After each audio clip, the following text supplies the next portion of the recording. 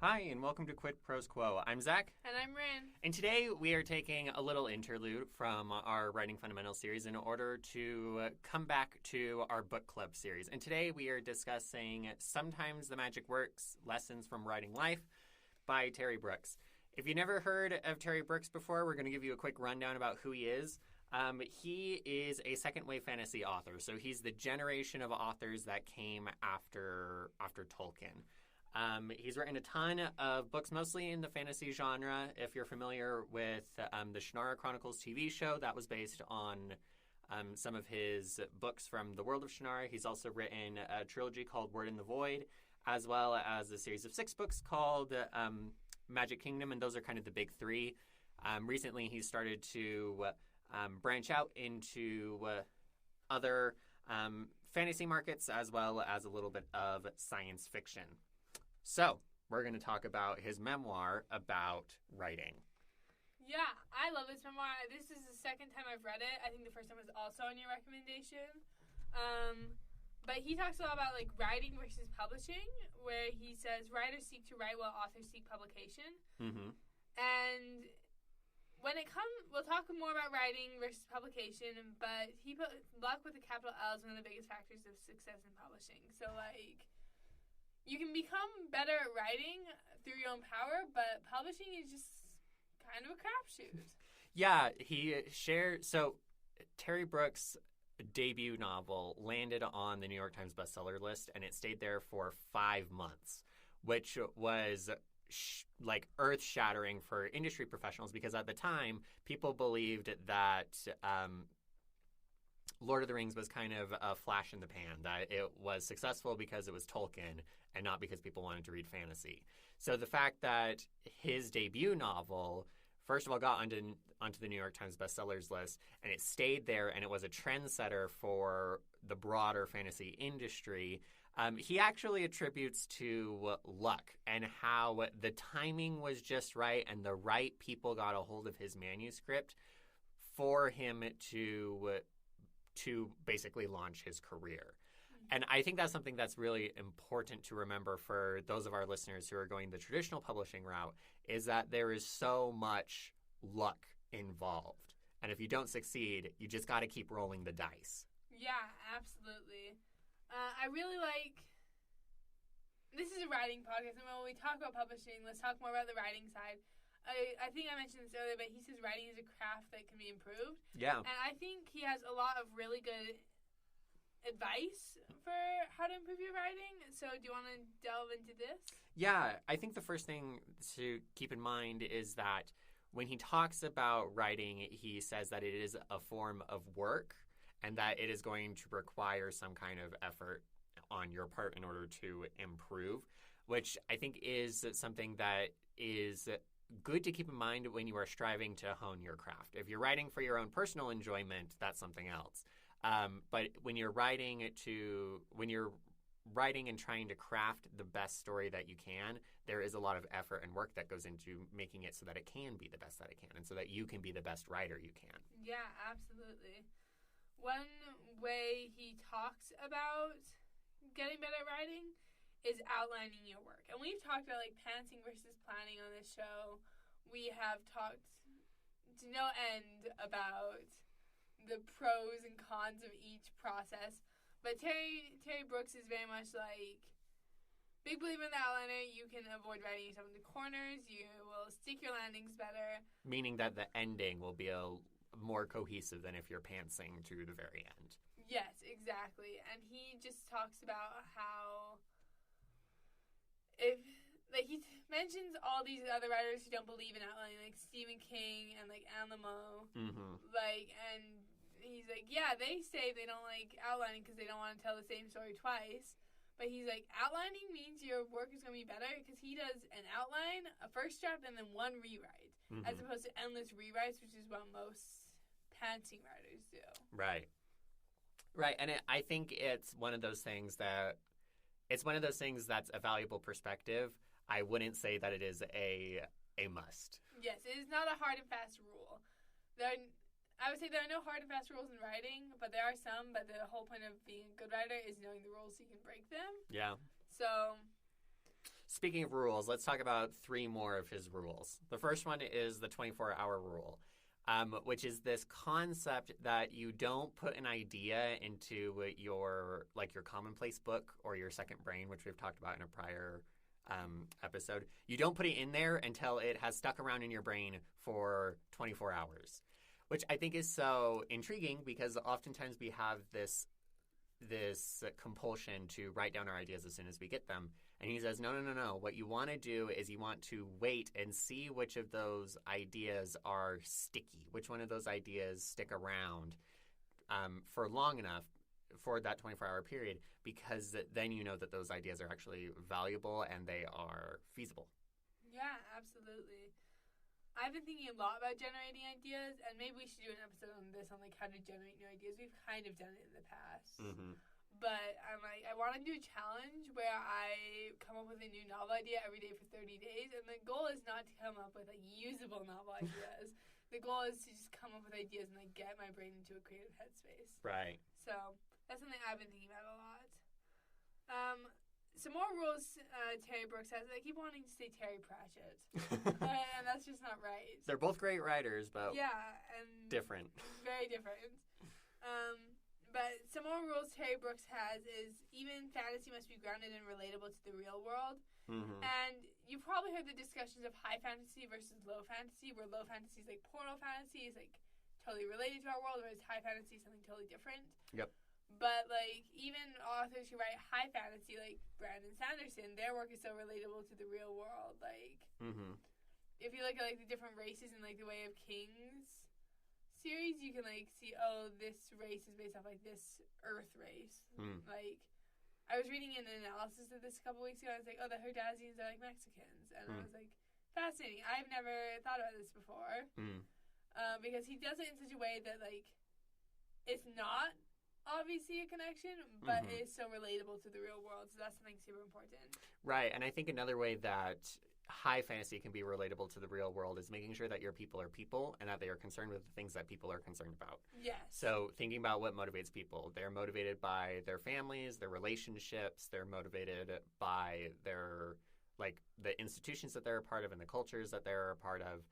Those sorts of things drive conflict. I have never met anybody in my life who is convinced that they will single-handedly save the world. But we kind of have that fixation on the savior character inside of our fantasy stuff, which would be going against this rule that Brooks has put forward for fantasy writers in general. But it's applicable to all forms of writing. Yeah, absolutely. The third rule we're talking about is everything must advance the story in some way. Like, you can't just not advance your story. Like, he has this really good equation, and I didn't put it in the show notes, but it's like motion equals change, and without change there is no story. Yes. Or something like that. Which is just like, that's important. And you mentioned conflict a second ago, and there's a note you just moved on the show notes. I saw the note I wanted, where you were talking about like you need conflict in the world, but you don't want to have too much conflict or like too much trouble, which can be unbelievable. So you have to like balance your conflict. Yeah. Which like we've all like read that book that everything is going wrong. Yeah, I was like trying to think of a specific example, but those books don't stay in my mind because they're not good and I don't finish them. I would say The Poppy War has a lot of stuff that goes wrong. I feel like once you start getting into grimdark fantasy, you start moving in that direction of everything is horrible, everything is wrong kind of thing. Yeah. I personally don't like grimdark. I get grimdark. I get the sense that Terry Brooks doesn't either. So, take that with a grain of salt. If you love grimdark, maybe this advice isn't applicable. If you're looking for more of like the adventure story, the high fantasy kind of thing, take note. Yeah, absolutely. He goes through like a lot of rules for writing in this book, and we're not going through all of them. I think he has like 24-hour rule, then he has like these 2 rules that we just talked about, and then he has like 10 more rules, and we're not going to go all over all 10 of the rules, but I think rule number 8 of that is do not bore the reader. If you're bored, they're bored. Yeah, I mean that makes sense to me. I feel like that's a very common very common thought inside of writing, and I think it's true. Yeah, I agree. We've talked about this on the show before. I can't remember which episode it was, over like, you have to be interested in writing what you're writing, and it has to be fun for you, or else it's not fun for your reader. Right. And last rule he talks about is write for yourself, and this is something I've been thinking about a lot recently, is I want to stop creating solely for publication, because I got into that headspace for a little bit that I was like, I just need to publish my next book, and I'm just like, wait, I want to write to get better, not to get published. Even though getting published is like nice, but I mean, we all want money. This is true. We live in a capitalist hellscape. Nice. So those are kind of the highlights of what he talks about as far as the writing craft is concerned. Yes. I found some of his thoughts about publications really interesting, just because he kind of became a star overnight with his debut. And one of the things I thought was really interesting is that he talked a lot about his experience with writing novelizations of movies. Yes. And the first one that he wrote was, I think it was for a sequel to the film Hook. And it was like... Hook was the sequel to Peter Pan. Yes. He was writing the novelization for Hook. And it was like the most awful experience that he had with other creatives ever, where it was like he flew out to the production set to like talk to the screenwriter and to try and figure out like what kind of his vision was, but the screenwriter wouldn't talk to him. They've sent like some kind of underling to kind of babysit them for the day. And it was just, I was really frustrated reading that story. I was like, oh my goodness, why wouldn't you give me the tools that I need to succeed? And so he swore off writing these novelizations until George Lucas approached him to write the novelization for The Phantom Menace. And say what you will about The Phantom Menace, the novelization is actually pretty good, considering the source material. So if you like Star Wars and you like Terry Brooks, reading his novelization of The Phantom Menace I think is worth your time. Yeah, awesome. He also talks about how your brand as an author impacts what you can expect from sales. So this is more in the publication sphere. Yes. Where he just talks about, I'm trying to remember exactly what he says about it. But this point is really relevant today as media universes become like more and more common. Like we think of like the Marvel universe, or MCU, Marvel Cinematic Universe. Yes. We think about... I wish it would just die. I hate Marvel so much. However, someone in my feedback for my capstone class the other day, they were like, yeah, this feels like it's straight out of a Marvel movie. I'm like, is this an insult? To him, probably not. Or her. Yeah. Or them. I think it was meant to be a compliment. There you go. Like, I mean, it's fair. Yeah. I think, if I remember correctly when I was reading this, he was talking about it in the context of when he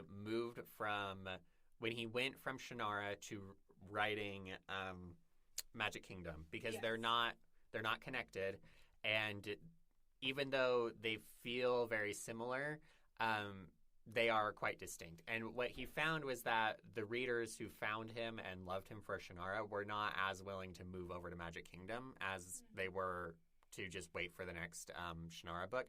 And the same thing happened again when he started writing Word in the Void, because it was very different from Shannara, because Word in the Void is urban fantasy. And it has, I would say that it has more Christocentric themes than the Shannara books do, although they are present. I think they're just less obvious. And so that was something that I think as writers we need to keep in mind, is that the brand influences how you can expect your sales to go. Not necessarily that you should censor yourself and be like, I'm not going to publish this, but part of that managing expectations of like, if my readers know me for this, only a portion of them are going to follow me to this. Yeah, absolutely. Like, the idea of a niche is very true. Yes. Like, I have defined my niche as, like, fairy tale retellings and queer stories. Mm-hmm. And often it overlap with the two, so people can, like, expect one of those two from me. But, like, people who love my, like, first novel, Alice in Wonderland, like, retelling, I don't expect them all to love, like, my space pirate space opera. Yeah. Yeah, absolutely. Yeah, and I think I mean, you mentioned this earlier about how media universes are becoming more and more common, and I think like the main person that I think of encapsulates this is Leigh Bardugo. Yes. Because she's been writing in the Grishaverse for like years now, and when I looked through her Goodreads listings, she has only published 2 books outside of the Grishaverse. Like it's all connected. It's all the same thing. You could point to other successful writers like Sarah J. Maas was the other one that I was looking at, where even if the universes are different, the brand is still there, which is, to put it crassly, fairy smut. Yes. Like, that's her brand, and that's what she writes. And it doesn't really matter how you reskin it. It's just, it's not just, but it is fairy smut. And you can expect fairy smut from Sarah J. Maas. Yeah, and I think another common universe, just to like point out again, is like Brandon Sanderson, who has like Yes, the the Cosmere. And he has like 18 or like 30 books planned in there or something. Yeah. And it's just like, it's a lot. Yeah. But like his fans, like his like secret novels that he's releasing right now, all take place, at least the first one takes place in the Cosmere. I haven't started the second one. But you're further along than me. I'm only like 60% of the way through Trust in the MLC. I have been so busy. I've been reading for school and school alone. But yeah, we are running up to time. Is there any last thoughts we have from Sometimes the Magic Works? I do love the chapters that he writes, from talking about the perspectives and the wisdom that he's gained from his grandson. Keep in mind, this was published at like the beginning of the 2000s, so his grandson is probably like our age now. But just how he talks about the things that he learned from his grandson's imagination and the way that he approached life as being valuable to writing and to life, I thought was really touching. So when you're reading it, I would look out for those two chapters. I think it's called Life According to Hunter. Those are 2 really good chapters to look out for. I fully agree. More on that, I just love, like, I was going to talk about the same thing. So, took the words right out of my mouth, but Hunter says to Terry Brooks, he's like, Grandpa, we're pretending. And that was, like, so impactful. I'm like, yeah, we're pretending. Like, it is okay to just be silly, and it's okay for, like, they were playing, like, a zoo game, and, like, it's okay for the big cats and the zebras to be in the same pen. Like, because they're nice. Because they're nice, exactly. Anyways, this has been Quid Pros Quo. Thank you so much for tuning in. We will see you next week to continue our Writing Fundamentals series. Quid Pros Quo is hosted by DC Winters and CK Jensen. If you like this episode, be sure to leave us a rating. And if you'd like to contact us, you can email us at quidprosquo@gmail.com. For more episodes, check us out on Spotify, Apple Podcasts, or wherever else you get your podcasts.